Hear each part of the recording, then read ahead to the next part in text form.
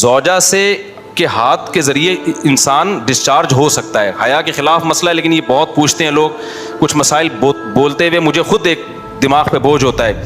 تو زوجہ کے ساتھ تو یہ جائز ہے. اپنے ہاتھ سے اپنی خواہش پوری کرنے کی شریعت میں آپ کو اجازت نہیں ہے. تو آپ خوب سمجھ لو, اللہ تعالیٰ نے مرد کو یہ حکم دیا ہے کہ وہ سوائے شادی کے اس کے پاس اپنی بیوی کے علاوہ اپنی خواہش پوری کرنے کا کوئی راستہ نہیں. اب اللہ آپ کی اس مجبوری کو مجبوری نہیں مانتے کہ ایکچولی میں سفر میں ہوں, میں اسٹڈی کے دوران, تو میں ہینڈ پریکٹس سے اپنی خواہش پوری نہیں کروں گا تو میں ڈپریشن میں جاؤں گا. تو بھائی تو شادی کرنا بیٹھ کے.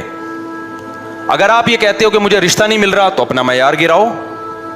آپ بولو کہ میرے اسٹینڈرڈ کا نہیں مل رہا, تو اسٹینڈرڈ کیا کرو, بولو نا, کم کرو. آپ اللہ میاں کا یہ حکم ہے, اپنا اسٹینڈرڈ کیا کرو, آپ کم کرو. یہ بھی قرآن میں ہے, وَمَن لَّمْ يَسْتَطِعْ مِنكُمْ طَوْلًا أَن يَنكِحَ الْمُحْصَنَاتِ الْمُؤْمِنَاتِ فَمِمَّا مَلَكَتْ أَيْمَانُكُمْ. اللہ کہتے ہیں کوئی آزاد عورت شادی کے لیے, خاندانی عورت نہیں مل رہی, کسی کی باندی سے شادی کر لو. عرب میں باندی کا لیول بہت کم ہوتا تھا, اور اللہ نے فرمایا ذَلِكَ لِمَنْ خَشِيَ الْعَنَتَ مِنكُمْ, جس کو زنا یا برائی کا خطرہ ہے نا وہ یہ کام کرے.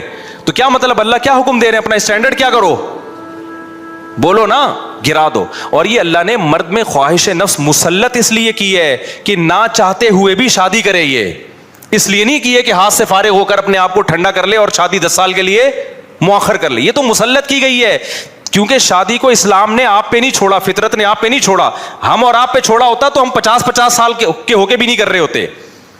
جو کام انسانیت کی بقا کے لیے ضروری تھا نا, اللہ نے وہ ہمارے مشورے پہ نہیں. اللہ چاہتے ہیں کہ نسل بڑھے, تو اس لیے یہ چیز اللہ نے مسلط کر دی ہے کہ لوگوں سے اللہ مشورہ نہیں لیں گے کہ ایکچولی آپ کو کرنی چاہیے کہ نہیں کرنی چاہیے.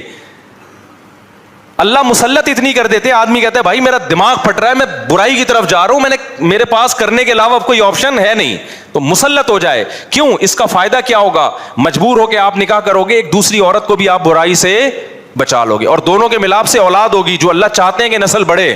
یہ تو فیملی پلاننگ والے کہتے ہیں کہ نہیں بڑھے, لیکن اللہ نہیں مانتا ان چیزوں کو. نہیں یاری بات, میرا خیال ہے.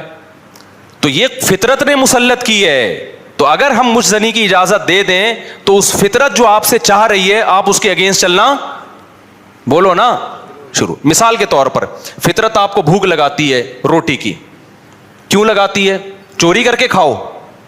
اس لیے نہ چاہتے ہوئے بھی آپ کمائیں, کاروبار کریں یا ملازمت کریں. اس ملازمت کرنے سے کیا ہوگا, صرف آپ کو فائدہ نہیں ہوگا, آپ کے باس کو فائدہ ہوگا, اس کا بزنس چلے گا, اس کے بزنس چلنے سے لوگوں کو فائدہ ہوگا. تو یہ سب چیزیں ایک دوسرے سے کیا ہیں, لنک. آپ کو بھوک لگ رہی ہے, اسلام کہتا ہے آپ حلال طریقے سے کما کے کھاؤ. آپ کہہ رہے تھے میں نہیں کما رہا, جب بھوک لگے گی نا ٹائٹ تو آپ کمانے پر کیا ہوگے, مجبور.